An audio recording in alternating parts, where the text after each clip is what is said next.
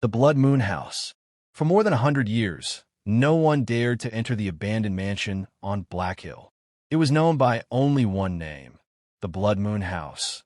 The villagers believed that every time the blood moon appeared, the house came alive.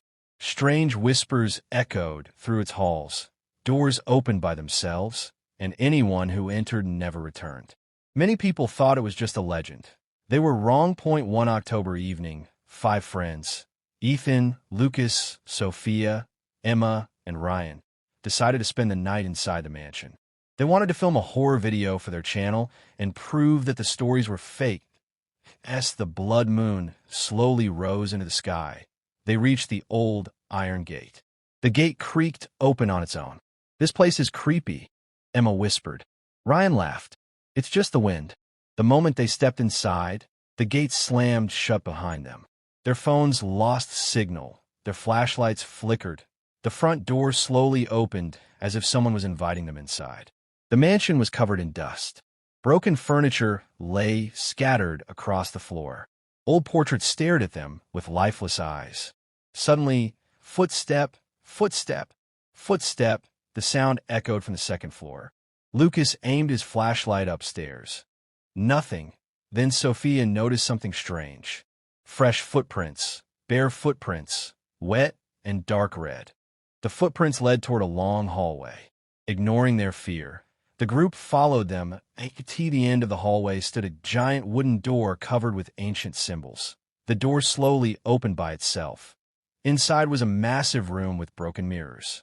Every mirror reflected something different, except one mirror showed 2 tall figures standing behind the friends.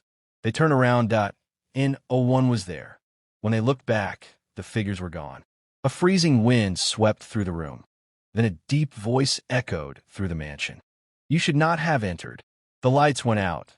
Complete darkness. 2 glowing eyes appeared. Then another pair.